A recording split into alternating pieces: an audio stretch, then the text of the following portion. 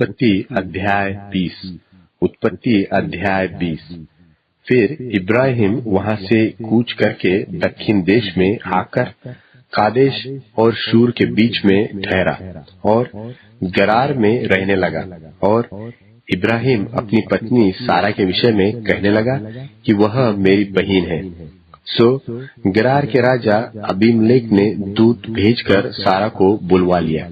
रात को परमेश्वर ने स्वप्न में अबीमेलेक के पास आकर कहा, सुन, जिस स्त्री को तूने रख लिया है उसके कारण तू मर जाएगा, क्योंकि वह सुहागिन है।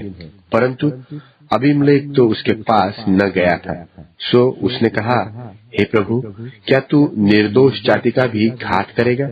क्या उसी ने स्वयं मुझसे नहीं कहा कि वह मेरी बहन है? और उस स्त्री ने भी आप कहा कि वह मेरा भाई है। मैंने तो अपने मन की खराई और अपने व्यवहार की सच्चाई से यह काम किया।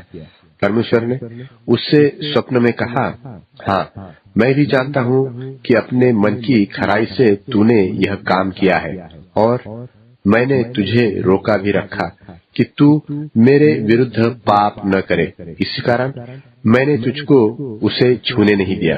सो अब उस पुरुष की पत्नी को उसे फेर दे, क्योंकि वह नबी है और तेरे लिए प्रार्थना करेगा और तू जीता रहेगा। पर यदि तू उसको न फेर दे तो जान रख कि तू और तेरे जितने लोग हैं सब निश्चय मर जाएंगे।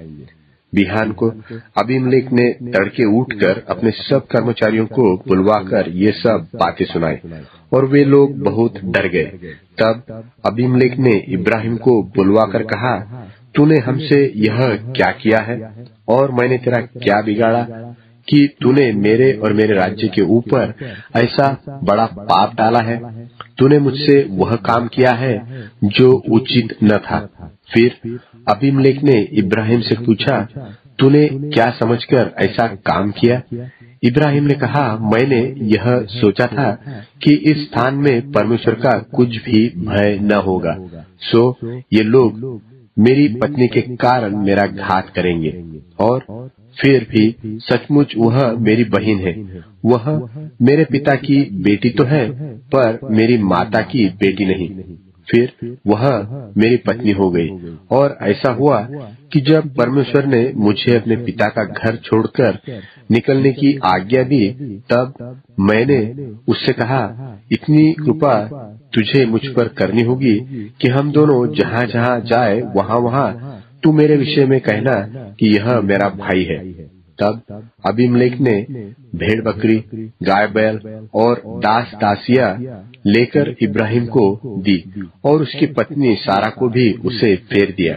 और अबीमेलेक ने कहा, देख, मेरा देश तेरे सामने है, जहाँ तुझे भावे वहाँ रह। और सारा से उसने कहा, देख, मैंने तेरे भाई को रुपए के 1000 टुकड़े दिए हैं। देख, तेरे सारे संगियों के सामने वही तेरी आंखों का पर्दा बनेगा, और सबों के सामने तू ठीक होगी।